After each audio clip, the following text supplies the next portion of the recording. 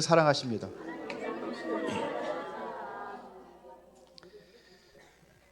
다시 한번 인사하겠습니다. 당신은 하늘나라의 백성입니다. 주일학교에서 어떤 선생님이 아이들에게 이렇게 물었습니다. 내가 집도 팔고 자동차도 팔고 많은 헌금을 했는데 그러면 나는 천국 갈 수 있을까? 그랬더니 애들이 아니요. 그러면 내가 열심히 봉사도 하고 열심히 이웃도 돕고 착한 일도 많이 하고 그러면 하늘나라 갈 수 있을까? 그랬더니 아니요. 그러면 어떻게 하늘나라 가지? 그랬더니 한 아이가 손을 번쩍 들면서 선생님 죽어야 가지요. 죽어야 가는 거 맞습니다. 그러나 먼저 우리가 바뀌어야 될 것이 있어요. 그게 뭐냐면요, 옛 자아가 죽어야 돼요. 그리고 영이 새로 살아야, 그래야 하늘나라를 가는 겁니다. 오늘 니고데모가 한밤중에 예수님을 찾아와 가지고 묻습니다. 2절에 보니까 그가 밤에 예수께 와서 이르되 랍비여, 우리가 당신은 하나님께로부터 오신 선생인 줄 아나이다. 하나님이 함께 하시지 아니하면 당신이 행하시는 이 표적을 아무도 할 수 없습니다. 그러면 예수님께서 고맙다, 네가 나를 알아주는구나 그래야 되는데 예수님께서 그렇게 말씀하지 않았어요. 너 거듭나야 된대요. 하늘나라 가려면 뭐부터 거듭나야 된대요. 착한 일에서 가는 게 아니고 헌금 많이 해서 가는 게 아니고 거듭나야 되는 겁니다. 니고데모는요, 완벽한 스펙을 가진 사람입니다. 사람들이 존경한 바리새인입니다. 그리고 유대인의 지도자입니다. 사내들인의 공회원이었어요. 다시 말하면 이거는 국회의원 수준이에요. 지금으로 국회의원입니다. 그리고 많은 사람들도 존경받는 랍비예요. 이 사람을 보면 도덕적으로든지 종교적으로 사회적으로는 부족함이 없습니다. 완벽한 스펙을 가지고 있었습니다. 그런데 한밤중에 예수님을 만날 것을 선택을 한 거예요. 그래서 밤중에 찾아왔습니다. 왜 밤중에 찾아왔을까요? 많은 사람들이 그럽니다. 이러한 자기 스펙이 엄청나기 때문에, 그러니까 체면 때문에 사람들을 몰래, 예수님은 보잘것없는 사람으로 우리가 인정했잖아요. 시골에 태어난 목수의 아들로 태어난 별별로 없는 사람이기 때문에. 그러나 이 사람이 해결되지 않는 중요한 고민거리가 있었어요. 그게 뭘까요? 이 사람은 다른 사람들이 알지 못하는 어떠한 구원에 대한 공허함에 빠져 있는 겁니다. 그리고 해결되지 않은 어둠과 그리고 깊은 갈증 속에 있었어요. 그 예수님을 찾은 겁니다. 이것을 보면은 인간에게는 한계가 있어요. 아무리 좋은 스펙을 가지고 있었고도 세상에 돈이 많고 권력이 있다 할지라도 인간은 한계가 있습니다. 그래서 니고데모는 예수님을 찾아온 겁니다. 그러면서 뭐라 했어요? 하늘로부터 온 선생으로 그렇게 인정을 하고 그렇게 대화를 시작했는데 예수님께서는 전혀 거기에 맞지 않는 다른 대답을 하고 있는 거예요. 뭐부터 하겠습니까? 그의 도덕적인 행위가 아니라 그 존재의 근본적인 것을, 변화를 일으키는 것을 얘기하는 거예요. 그게 뭐예요? 거듭남이에요. 오늘 여기서 우리가 세 가지 영적인 원리를 찾아보려고 합니다. 그 첫 번째가 뭐냐? 거듭남의 필연성이에요. 가장 우리에게 필요한 것이 뭐냐면 거듭나는 거예요. 새로 태어나는 겁니다. 영적인 생명을 얻는 겁니다. 이게 가장 소중한 거예요. 이것 없으면요, 명예와 권력과 돈도 소용이 없어요. 왜 거듭나야 됩니까?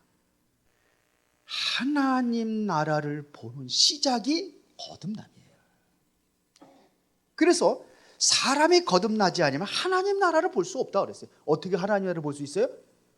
누가 볼 수 있어요? 거듭난 사람이 보는 거예요. 하나님의 나라가 보입니까? 거듭난 사람이 없나 보네. 하나님의 나라가 보입니까? 거듭난 사람들이 보는 거예요. 그래서 하나님의 나라는 육의 눈으로 보는 게 아니에요. 왜 대답이 시원찮으냐? 육의 눈으로 본다고 생각을 하니까 대답이 시원찮은 거예요. 육의 눈으로 보는 게 아닙니다. 세상을 보는, 하나님의 나라를 보는 그 렌즈가 바뀌어져야 돼요. 하나님의 나라를 볼 수 있는 렌즈, 세상을 볼 수 있는 렌즈. 이전에는 우리가 돈과 성공과 명예가 전부라고 생각하고 그 스펙을 쌓아왔습니다. 그러나 내가 거듭나면은요, 모든 가치관이 달라지게 돼 있어요. 왜요? 하나님의 통치를 보기 때문에 그렇습니다. 그러면 거듭남의 의미는 무엇을 의미하는 것인가? 헬라어로는 아노덴 그랬습니다. 이것은 뭐로? 이것은 위로부터 오는 생명을 얘기하는 겁니다. 이것은 수평적인 계산이 아닙니다. 이것은 수직적인 새로운 창조를 의미하는 것입니다. 수평적인 개선이라는 것은 인간의 노력을 얘기하는 거예요. 착하게 사는 것, 나쁜 짓 안 하는 것, 나의 나쁜 모든 습관을 고쳐나가는 것, 이것은 수평적인 개선이에요. 그러나 하나님께서 원하시는 것은 그게 아니에요. 수직적인 새로운 창조를 의미하는 겁니다. 어디로부터? 하늘로부터 오는 생명을 얘기하는 거예요. 우리 안에 주입되는 창조적인 새로운 시선의 눈이 열려지는 거예요. 그리고 니고데모가 오해하고 있는 게 있어요. 죄송합니다. 니고데모가 뭘 오해하고 있냐면요, 철저히 육신의 관점에서 이해를 하고 있었습니다. 그러니까 우리 육체에게는요, 한계가 있습니다. 생물학적인 출생의 개념을 가지고 이야기를 하는 거예요. 그래서 어떤 얘기 합니까? 그러면 내가 모태에 다시, 엄마 모태에 들어갔다가 다시 태어나면 됩니까? 이렇게 질문하는 거예요. 하나님의 나라, 우리가 거듭난다는 것은요, 교회의 직분으로 갈 수가 없는 겁니다. 그렇게 되어지는 게 아니에요. 그리고 여러분들이 봉사를 열심히 하고 도덕적인 개념으로 우리가 거듭나는 게 아닙니다. 이것은 완전히 우리가 하나님의 그 소중한 우위에서부터 내려지는 그 생명을 우리가 얻은 것 그 자체를 우리가 뭐라냐? 거듭났다고 하는 겁니다. 여러분들이 도덕적인 수양이라든지 아니면 여러분 뭐 열심히 돌을 닦아가지고 그래서 천국으로 가는 것이 아닙니다. 본질적인 본질의 변화가 일어나야 돼요. 그게 뭐냐면 생명의 변화를 이야기하는 겁니다. 나비가 어떻게 나비가 되죠? 나비의 어렸을 때의 모습은 뭐였습니까? 예? 애벌레예요. 애벌레는 뭘 먹냐? 애벌레는 배추잎파리를 먹든지 무잎파리를 먹든지 이걸 갈고 먹어요. 그러다가 이제는 이게 어떻게 하면 고치 속에 들어가 가지고 거의 죽은 것 같은 상태에 머물러 있다가 다시 고치에서 다시 태어나면 뭐가 되는 거예요? 나비가 돼요. 이게 바로 거듭남의 비밀이라고 우리가 얘기할 수 있어요. 늘 육신적인 것만 갉아먹고 살다가 세상의 스펙만 쌓고 성공을 위해서 그렇게 돈 벌고 그렇게 살다가 이제는 먹이가 달라져요. 나비는 뭐 먹고 살아요? 나비는 몰라요? 나비 구경도 못 했나 보네. 나비는 이제 배추잎파리 걸고 먹고 살아요? 그러면요, 꽃을 짜다 따라다니면서 꿀을 먹고 살아요. 그렇게 기어다니는 그런 그 존재가 아니에요. 하늘을 날아다니면서 꽃을 찾아다녀요. 여러분들은 옛날에 과거에 예수 믿기 전에 애벌레 같은 인생에서 새롭게 여러분들은 거듭나서 나비와 같은 인생이 된 줄 믿습니다. 이게 거듭남의 비밀입니다. 우리가 가지고 있는 직분이 우리의 구원을 보장하지 못합니다. 니고데모의 화려한 겉모양, 신학박사, 국회의원 수준이라 할지라도, 많은 사람의 존경받는 인물이라 할지라도, 윤리적으로 도덕적으로 흠이 없는 사람이라 할지라도 그것까지는 거듭날 수가 없습니다. 그러면 우리 시대의 니고데모는 뭘까요? 여러분들은 신앙적으로 어떤 스펙을 얘기할 수 있겠습니까? 모태신앙? 교회의 중직자, 11조 열심히 하는 거 해야 되죠. 그러나 그것 가지고는 우리가 거듭날 수 없어요. 늘 그것만 바라보고 그것만 추구하고 살아가는 인생이 아니라 오직 그리스도를 통해서 새롭게 거듭나는 새로운 생명을 회복하는 은혜의 시간이 되기를 바랍니다. 그러면 여러분들 스스로 질문해 보세요. 나는 정말로 성령의 생명이 있는가? 기독교는요, 여러분들의 인생을 수선하는 것이 아니에요. 기독교는 종교가 아니란 말입니다. 기독교는 여러분들의 생명을 교체해주는 복음이라 이런 얘기예요. 생명이 바뀌었어요. 생명을 교체했습니다. 육신적인 그러한 생명이 아니라 우리는 영원한 영적인 생명, 하나님으로부터 내려진 생명, 그 생명을 얻은 줄로 믿습니다. 이것은 우리가 선택한 것이 아니라 하나님께서 나를 선택하셔서 나를 구원해 주신 거예요. 그래서 이것은 하나님의 은혜로 되는 거예요. 여러분들이 은혜를 받은 줄 믿습니다. 두 번째 원리, 거듭남의 방법입니다. 어떻게 그래야 우리 거듭날 수 있습니까? 예수님께서 말씀하셨어요. 어떻게 거듭나야 된다고 그랬어요? 물과 성령으로 거듭나야 된다고 그랬어요. 물과 성령으로 거듭나야 되는 거예요. 물이라는 것은 뭘 얘기하는 겁니까? 물이라는 건 죄의 씻음과 정결함을 얘기하는 겁니다. 이건 다시 말하면 회개하는 것을 얘기하는 것입니다. 그래서 에스겔서 35장 25절에 보니까 맑은 물을 너희에게 뿌려서 너희로 정결하게 하되 그랬어요. 맑은 물을 뿌리던 너희를 정결해. 이거는 정결의 의미를 얘기하는 거예요. 깨끗이 죄에서 용서함 받은 그것을 이야기하는 겁니다. 그리고 에베소서 5장 26절에 보니까 이는 곧 물로 씻어 말씀으로 깨끗하게 하사 거룩하게 하시고, 말씀으로 깨끗하게 해서 거룩하게 하시고. 물은 뭘 얘기하는 거예요? 말씀이에요. 말씀을 통해서 우리가 여러분들 깨끗하게 돼서 거룩한 인생으로 바뀌어야 되는 것이다 이겁니다. 이거 다시 말하면 뭐냐? 거듭남의 시작이에요. 죄를 씻음으로 인해서 거듭남이 시작이 되는 겁니다. 하나님의 말씀, 하나님의 말씀의 거울 앞에서 내 자신을 자꾸 죄를 깨닫고 죄를 씻어내는 회개의 과정이 필요하다는 겁니다. 구약에 왜 자꾸 제사 지르지 않아요? 우리는 살다 보면 자꾸 죄를 지어요. 그 죄를 질 때마다 양을 잡아도 피를 흘려서 너의 죄를 용서받았다는 것을 우리가 인정받는 거예요. 그리스도로 피로. 거듭남의 비밀은 뭘로요?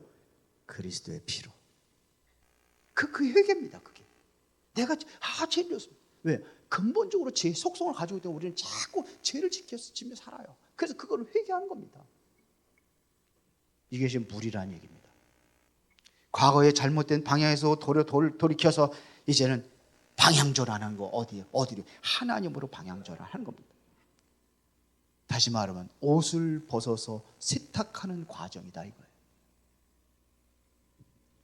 묵은 때를 우리가 벗겨지지 않는다면은 아무리 좋은 향수를 뿌려도 어떻게 되겠어요? 더 이상한 냄새 나요. 묵은 때를 벗지 않고 향수만 뿌리면 더 이상한 냄새 나요. 노숙자들이 보면은 씻지도 않고 옷도 빨지도 않고, 그러니까 지나갈 때 냄새가 엄청 나잖아요. 거기다 향수 뿌려보세요. 그러면 향기로울까요? 아이, 대답들을 안 하시네. 아니에요.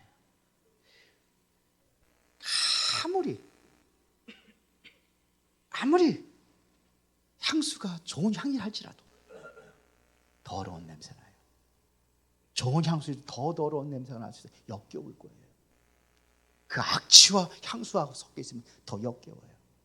그래서 우리의 죄를 씻는 겁니다. 어떻게 씻어요? 그리스도의 피로.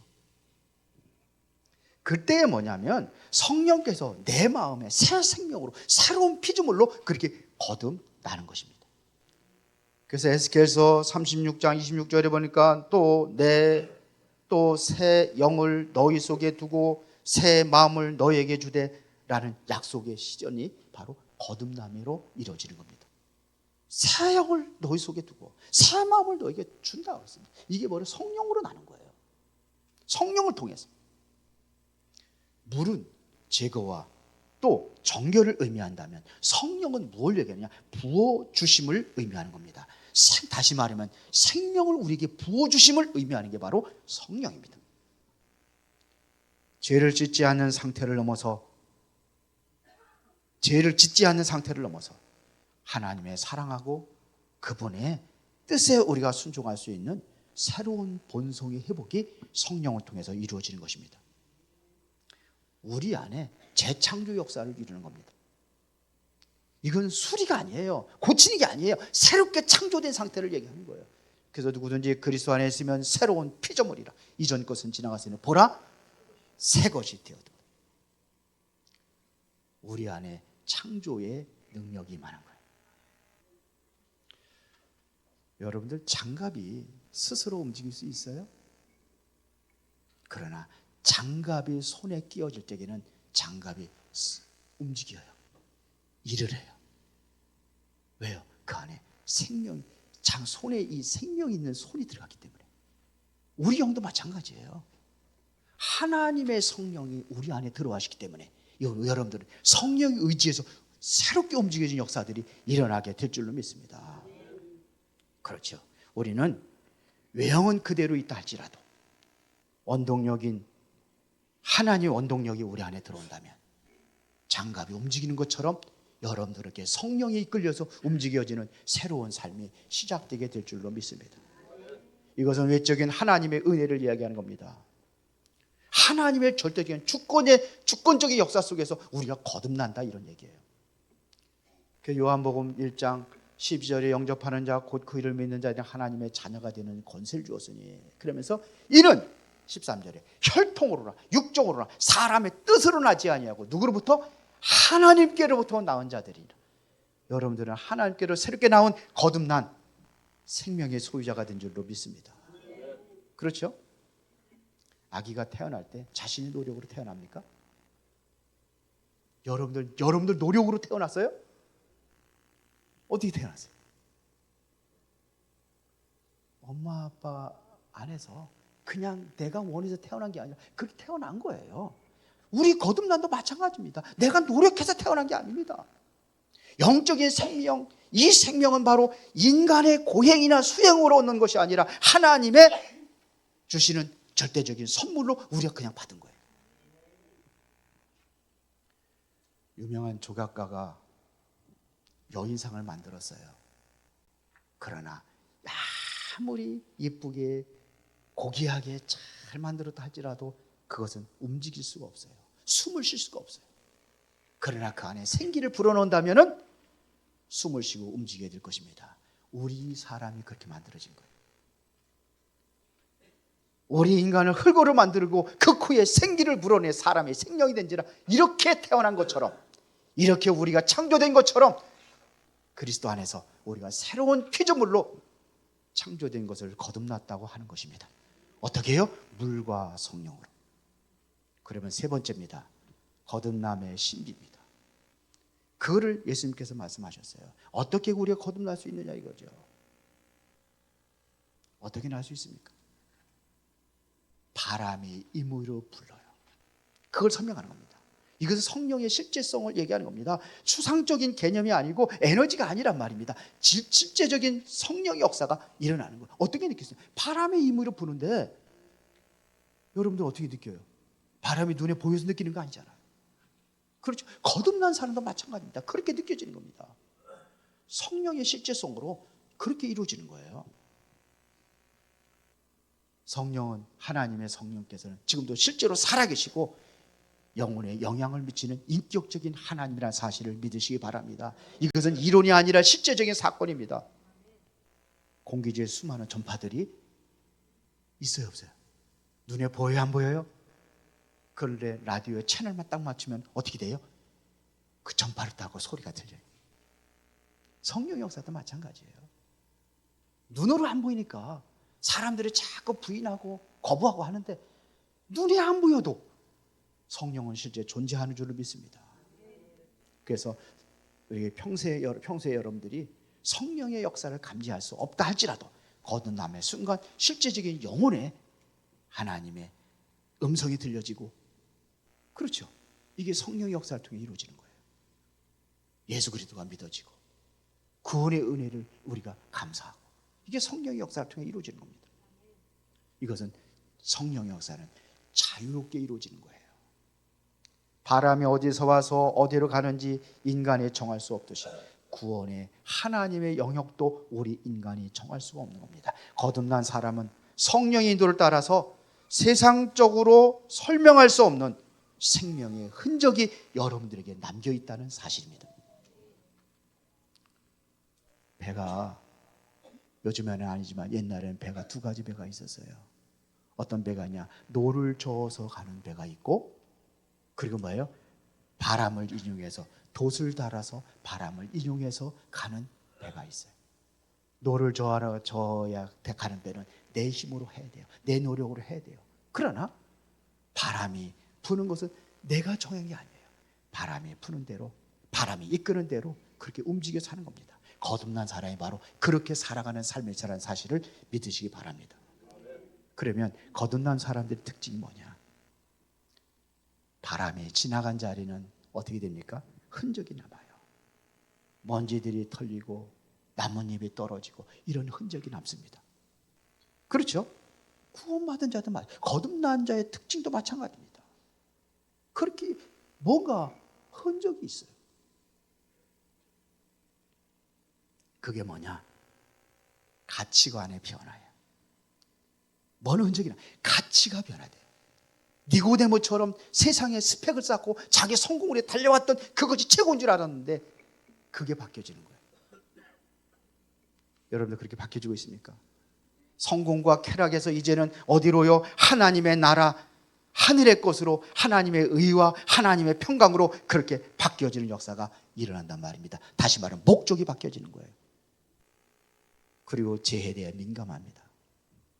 성령의 사람은 죄에 대해 민감합니다. 예전엔 즐기던 그런 죄의 모습에서 바뀌어져요. 이제는 여러분들이 뭐냐? 그런 죄가 지면 내가 괴롭고 아프고 힘들어요. 우리 옛날에 그 초대 목사님들 중에서 길선주라든지 이기풍 초대 목사님, 이기풍 목사님, 이런 사람들 보면은요, 완전히 죄악된 속에 살았어요. 주먹질하며 살았어요. 그러다가 이 사람들이 거듭나니까 어떻게 돼요? 변화가 일어나는 거예요. 어떻게 변화가 일어납니까? 생활의 삶의 변화가 일어나요. 모든 과거에 그 죄짓던 그런 깡패로 했던 모든 것들을 청산하고 새롭게 거듭나요.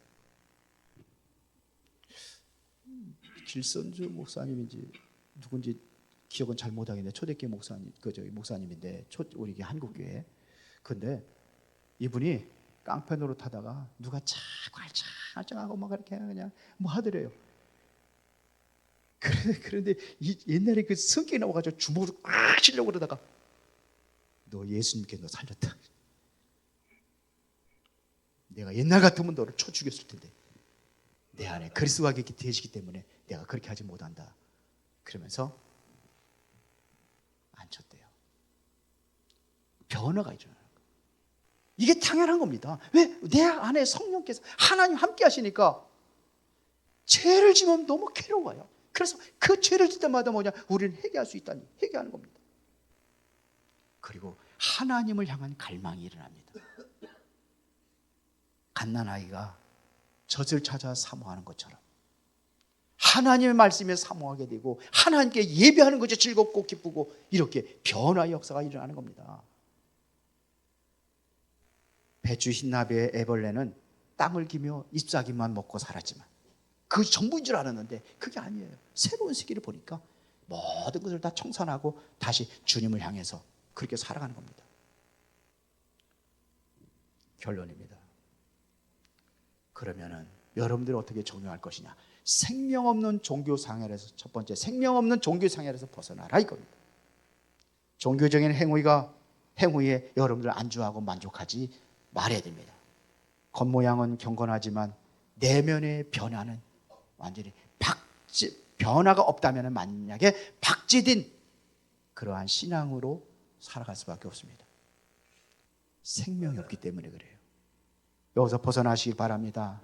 하나님과의 생생한 관계 속에서 여러분들이 하나님과 교제하는 삶, 예배와 기도의 삶, 이걸 통해서 여러분들은 새로운 변화의 역사가 일어날 것입니다. 이제는 세상 꼴을 사랑하는 것이 아니라 하나님을 사랑하는 마음으로. 두 번째는 성령의 바람에 몸을 맡겨라 이거예요. 내 인생을 누구한테 맡기느냐? 성령에 맡기는 거예요. 하나님께 맡기는 겁니다. 내가 무엇인가를 이루기 위해서 애쓰기보다는 내 안에 성령의 역사를 믿음으로 여러분들이 받아들이고 신뢰하는 그 태도가 우리에게 있어야 될 줄 믿습니다. 완전히 힘을 빼세요. 인생의 힘을 빼세요. 수영을 하는 사람이 수영을 잘하는 사람들의 특징은 뭐예요? 처음에 배울 때 뭐부터 배우는지 알아요? 힘 빼는 것부터 배운대요. 저도 수영 뭐 좀 하는 사람이 수영 가르쳐 준다고 그러는데 뭘 가냐? 힘부터 빼래. 몸 힘 빼고 물에 맡기래. 수영 잘하시는 분들 맞아요? 여기 수영하시는 분들 하나도 못 나오다. 나도 수영은 잘 못하는데 그렇게 하는 게 조금 가더라고요. 힘 주면 어떻게 돼요? 빠져버려요. 인생에 힘 주지 마시고 성령의 여러분들의 인생을 맡기시길 바랍니다. 세 번째는 성령이 인도받는 삶입니다. 하늘로부터 여러분들이 거듭난 자의 삶, 그 삶은 어떻게 살아야 되느냐? 하나님을 사랑하는 겁니다. 하나님의 사랑을 받아들이고 또 우리가 하나님을 사랑하는 거예요. 요한복음 3장 16절에 다음 주 메시지입니다. 하나님의 세상을 이처럼 사랑하사 독생자를 주셨으니. 하나님께 우리를 얼마나 사랑하십니까? 독생자 예수 그리스도를 보내시기까지 우리를 사랑하시는 그 사랑. 여러분들이 거듭자의 삶의 동력은 뭐냐? 두려움이 아니라 하나님의 사랑 안에 사는 거예요. 이 하나님의 사랑을 받은 자는 두려움이 없다고 했어요. 두려움에는 형벌이 따른다고 했어요. 두려움을 내쫓는 것이 뭐냐? 하나님의 사랑이에요. 정신 차리라고 가끔가다 그러더라고요. 제일 중요한 메시지니까. 거듭남의 은혜를 누리시기 바랍니다. 내 인생을 성령에 맡기시고 그러면서 뭐냐? 성령 인도받는 삶으로 살아가는 겁니다. 거듭난 자의 삶의 원동력은 하나님의 사랑인 줄 믿습니다. 하나님의 압도적인 사랑을 깨닫는 자는 억지로가 아니라 즐거이 성령 인도를 따르게 되는 것입니다. 성령 인도라는 것은 거창한 것이 아닙니다. 환상을 보는 게 아닙니다. 아주 세밀한 주님의 음성을 듣고 살아가는 그 삶인 줄 믿습니다. 오늘 여러분들이 거듭남의 비밀을 확인하고 은혜 속에서 승리하는 이 한 주가 되기를 예수의 이름으로 축원합니다. 살아계신 아버지 하나님 감사합니다. 오늘도 중요한 응답을 누리는 이 시간이 되어지기를 원합니다. 거듭남의 비밀을 알고 이제는 세상 것보다도 하나님의 사랑과 은혜를 사모하며 그 은혜 속에서 힘을 얻고 승리하는 인생들이 되게 하옵소서. 예수 그리스도 이름으로 기도드리옵나이다. 아멘. 찬송가 210장 찬양 드리면서